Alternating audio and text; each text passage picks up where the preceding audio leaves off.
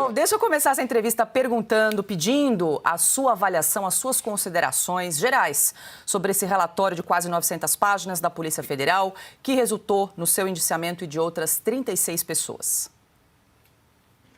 Eu tenho uma equipe boa de advogados, posso pagá-los graças ao Pix que as pessoas doaram para mim há um ano e pouco atrás, e eles correram com a leitura desse relatório, terminaram ontem, e deram uma primeira impressão para mim. É mais uma peça de ficção. Falar em golpe de Estado com um general da reserva, 4 oficiais do agente da PF é outra piada. E, como um todo, não tem prova de absolutamente nada. Eles não querem pegar o Braga Neto, o Heleno, seja quem for. Eles querem pegar, eu mesmo. Tá?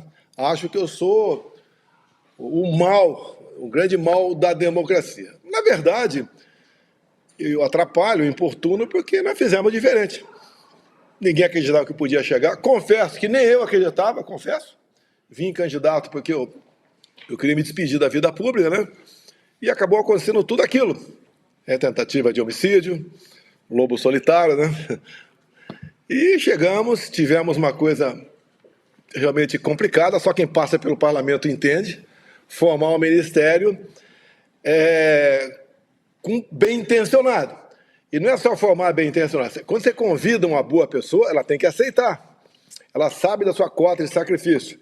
Fizemos, enfrentamos ali, um primeiro ano foi muito bom, no meu entender, apesar do problema de Brumadinho, né, uma tragédia, mas fizemos o possível. Depois veio a pandemia, que começou no início de 20. Então, 20 todinho, parte de 21 pandemia, 22, começo de 22 veio a guerra, 21 também enfrentamos uma crise hídrica como nunca visto no Brasil, mas dado a equipe, a qualidade das pessoas que tínhamos, vencemos.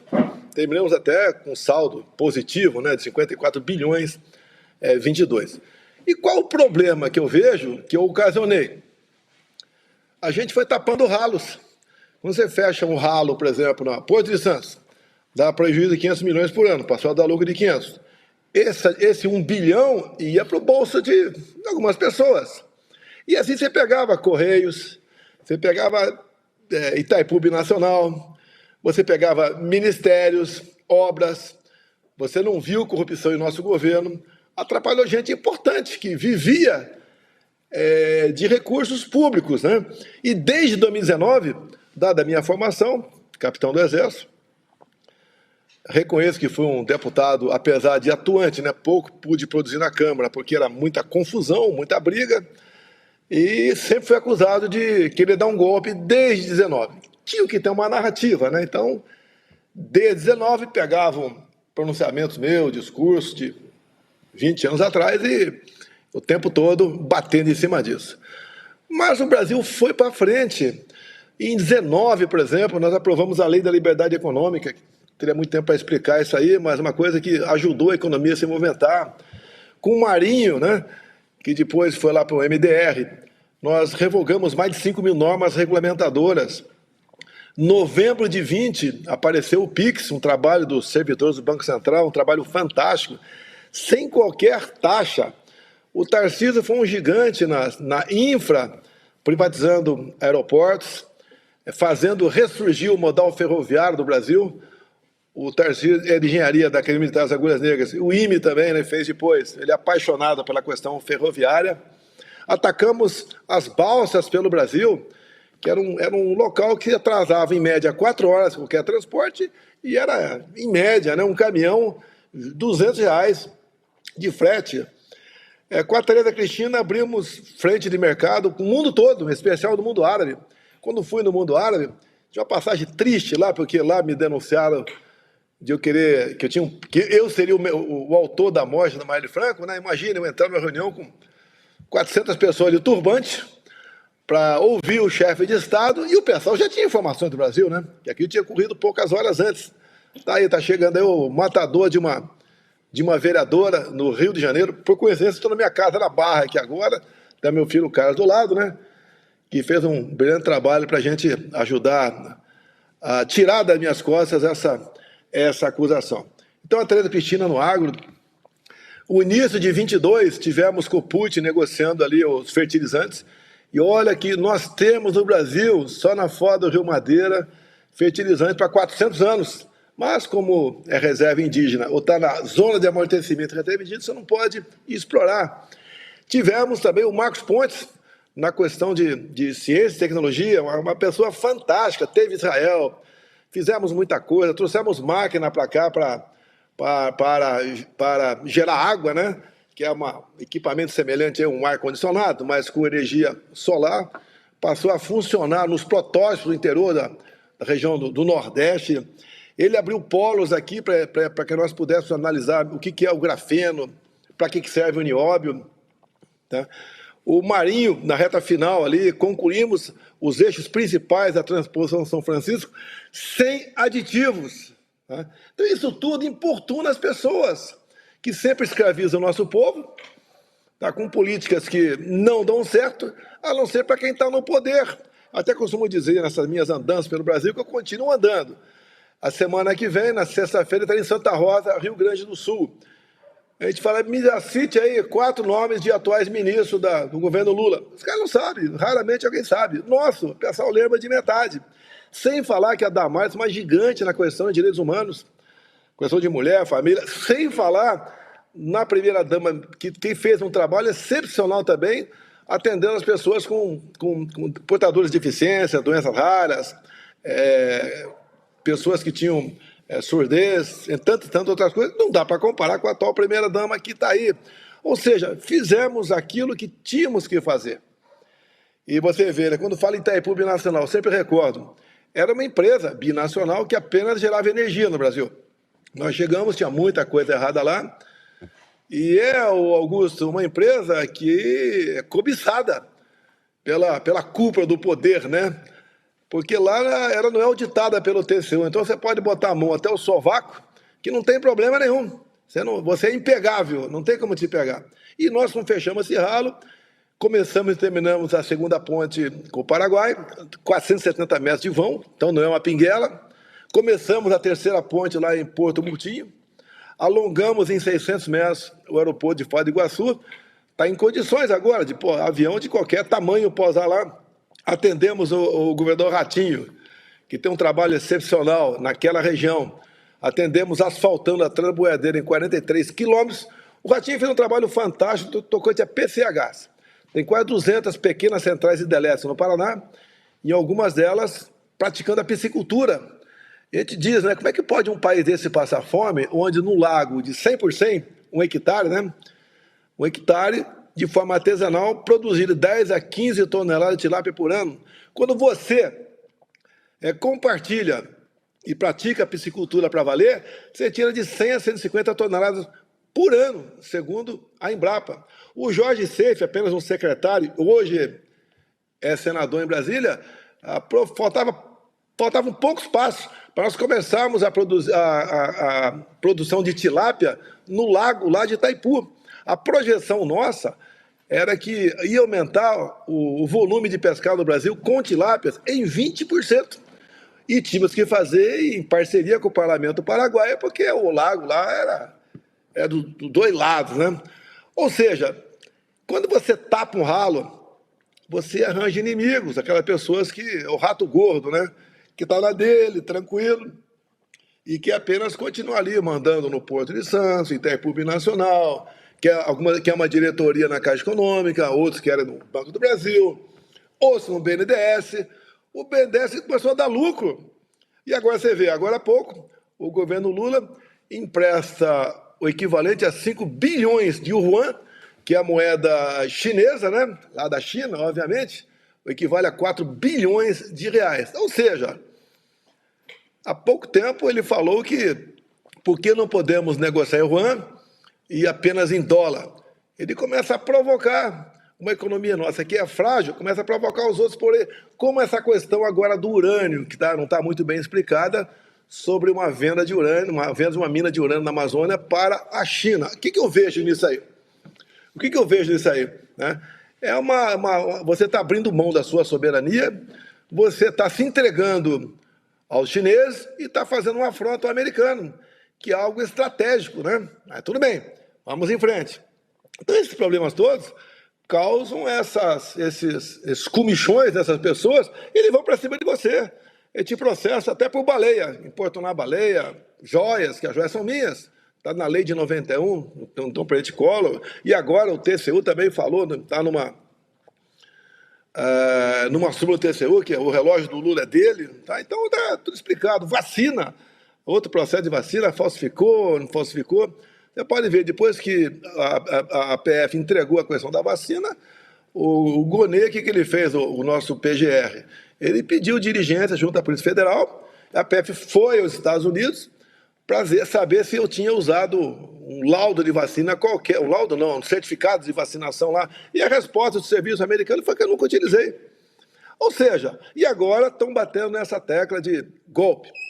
Golpe com o general da reserva, 4 oficiais e um agente da Polícia Federal. O que os caras fazem? Ele faz a tal da pesca probatória. Vai para cima de um cara, pega o telefone, vê os contatos dele, vai para cima dessas outras pessoas e daí fica formando a sua historinha. É risível. Ou seja, o mundo ficou sabendo 2 anos depois, agora por ocasião do G20 do Rio de Janeiro, que tinham programado um golpe em Brasília. Isso não tem cabimento. Agora, tudo isso, né? Como eu falei na minha entrevista na última segunda-feira, quando vim de Alagoas, posei no aeroporto de Brasília, eu falei, tudo vem, em grande parte, das eleições de 22. Tá?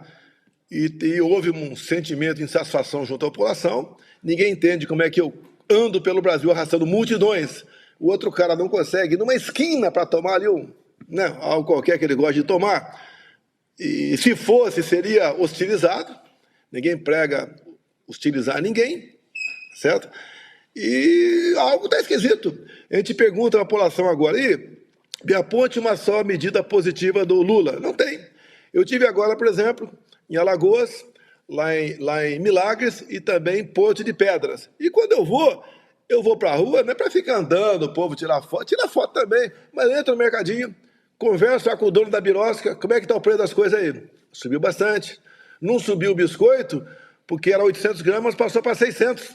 Então tem uma inflação aí, escamoteada aí. E como é que é a questão de, como é que era o Bolsa Família? Até eu chegar, era em média R$190, passou para 600.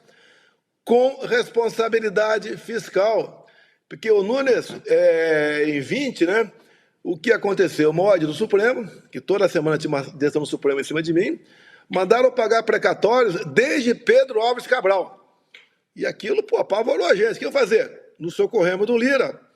Então, via medidas legislativas, nós alongamos o pagamento dos precatórios de uma forma racional.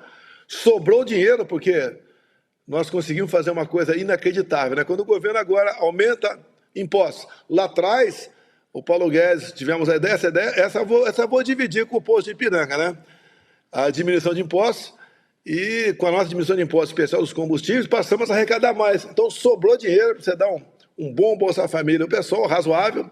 E outra, nós permitimos que o beneficiário do Bolsa Família pudesse arranjar emprego sem perder o Bolsa Família. E mais, dava um extra de R$200 por 2 anos. Ou seja, nós fizemos o que tinha que ser feito, estávamos libertando o povo brasileiro. Com as medidas do Paulo Guedes, entre elas a redução do IPI, ele reduziu 1/3 o IPI de 4 mil produtos. O que o Paulo Guedes dizia? É a nossa reindustrialização. Você tira o peso de cima do empresário, sobra recurso para ele, ele pode investir para melhor produzir aquilo da tua empresa e a preço mais competitivo. Começou a rodar a economia. Se você pega qualquer prefeito do Brasil, mas vai para o Nordeste, que é a região mais pobre nossa, né? É a mais pobre porque o PT está há 20 anos lá, e não é por coincidência. Eles não atrasaram o plano de pagamento, não deixaram de pagar o 13º em dia com o nosso governo, sobrou dinheiro para eles. Ou seja, a forma como nós agimos, com pessoas competentes, eu poderia citar, como citei, vários nomes para você, Paulo Guedes, Tarcísio, Marinho, Jorge Seife, o astronauta Marcos Pontes, tá? Entre tantos e tantos outros, o Brasil começou a ir para frente, começou a mudar, tá? E isso daí importuna certas pessoas. Certas pessoas querem chegar ao poder para dizer, eu cheguei ao poder. Ser presidente, eu não, confesso que eu não esperava. E quando eu me elegi, eu ajoelhei em casa e falei, meu Deus, qual foi o meu pecado para receber a presidência? O que aconteceu? Tá? Eu estava crescendo no Brasil todo, começamos a usar muito aquela passagem do João 32, né, sobre a verdade. Aí eu lembro até que, quando comecei a falar do João 32, tinha uma repórter, né, que falou para mim que se você continuar falando a verdade, você não vai chegar. E eu falei, eu vou chegar, ou melhor, eu posso até não chegar, mas jamais vou chegar mentindo. Fui entrevistado por um jornalista, você conhece, o de Augusto Nunes também, por 2 ou 3 oportunidades, tá? Me tratou muito bem, sou grato a ele. Não foi como alguns, né, conhecidos por aí que querem fazer uma pegadinha. Agora vou pegar o cara, vou demonstrar que entendo mais economia do que ele. Me tratou muito bem. E tem uma marca por aí. Essa marca reflete onde, né? Pesquisa. Quando sai uma pesquisa que me dá X, eu acho que eu tenho X mais 10%. Mas tudo bem. Tem uma pesquisa agora, do Paraná Pesquisa. Me deu 4 pontos na frente do Lula. O cara está 2 anos governando o Brasil. É o começo do governo. É igual um casamento. No começo tudo são flores. E ele consegue ficar abaixo do inelegível. Inelegível por decisão do Lula também. Porque ele deu nas 2 listas tríplices para o Alexandre de Moraes, escolheu o nome dos dois para ir para o Tribunal Superior Eleitoral. E lá eles perdiam por 5-2, né? Reuniram-se com embaixadores. Grande crime, hein? Não foi como o Tademon aqui no Rio de Janeiro, com o pessoal ali que teve, para se eleger líder comunitário, teve apoio do tráfico. Tá? E a outra é porque eu subi no carro do Silas Malafaia, no 7 de setembro, abuso de poder econômico. Poxa, eu estava com o carro do Malafaia, eu não paguei nada. Tá? Eu não recebia dano ao tráfico. Tá? E aí é motivo para inelegível, 8 anos. Ou seja, a política que adota a Venezuela, lá o pessoal, a Corina e o Capricho são inelegíveis por 15 anos. Na Nicarágua começou a inelegibilidade, depois passaram para uma prática melhor para eles, né? Prisão. 7 opositores do Daniel Ortega estão presos. Na Bolívia é a mesma coisa, prende também, como prenderam a Janine Hennes. E todas essas pessoas que são presas, qual é a acusação? Atos antidemocráticos. E o que eles querem agora?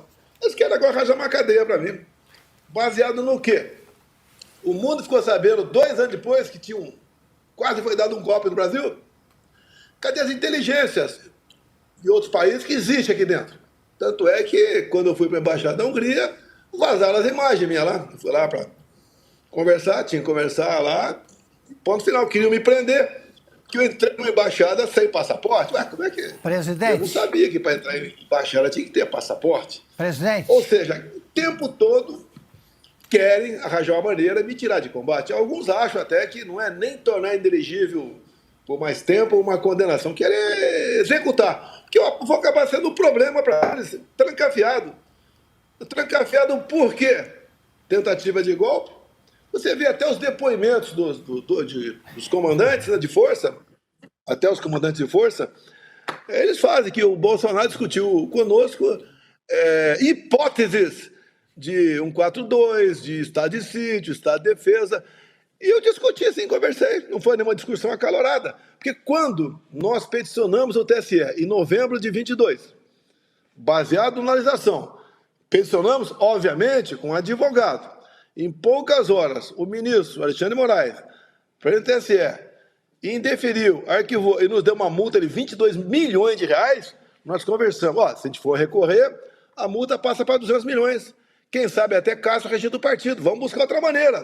O que sobrou para a gente? Sobraram as 4 linhas, que eu sempre joguei dentro das 4 linhas. O que tem aqui dentro para a gente ver que a gente pode aí buscar uma maneira de mostrar os erros do sistema eleitoral. Não, rapidamente não viu que não tinha um sucesso, não tinha, esquece, abandona isso aí, ponto final. Não discute mais. Agora, mesmo assim, quando se fala em golpe usando a Constituição, o que está dentro da Constituição, você pode utilizar.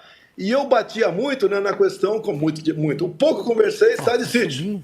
Tanto é que a turma do Alexandre de Moraes, né, o seu juiz auxiliar, a sua equipe de PFs amestrados, Estava batendo o tempo todo no estado de sítio. Daí eu peguei, na Paulista, eu falei, o que é estado de sítio? O presidente tem um problema, né? Tá? E ele, ao estudar a possibilidade de sítio, ele convoca os conselhos da defesa e segurança. Ali tem gente do governo, tem líder da minoria, líder da maioria da Câmara, do Senado, é um pouco mais de 20 pessoas, e debate o assunto. Daí ele manda uma mensagem ao parlamento pedindo autorização para decretar o estado de sítio com os respectivos considerandos. Por que o presidente quer o estado de sítio? E nos considerandos, se o presidente, porventura, mentir ou tiver algo ali que sirva de desinformação, ele está em curso em crime de responsabilidade. Agora, o presidente só baixa o decreto se o parlamento autorizar. É a mesma coisa que dizer, não é o presidente que assina o decreto, quem assina é o parlamento. Isso é crime? Isso é golpe? Presidente. Jogar dentro das 4 linhas, eu sei que no Supremo tem alguns, tem ojeriza o artigo 142. Por exemplo, o artigo 142 pode ser usado por qualquer um dos poderes, não é o poder executivo. Lá diz, é tese lá do Ives Gandra, não vou discutir, porque eu não sou sequer rábula, né? Não sou advogado, tá? Que poderia ser feito dessa ou daquela maneira. Vimos agora há pouco, eu não sei quem, que processar o Ives Gandra por ter desenvolvido uma tese sobre o artigo 142. O Ives Gandra, um senhor, acho que mais de 80 anos de idade, um histórico de serviço prestado ao Brasil na questão jurídica, na reta final, porque nós todos vamos embora um dia, né? Você colocá-lo como alguém que estimulou esse golpe de festim, presidente, esse golpe que é uma pirotecnia.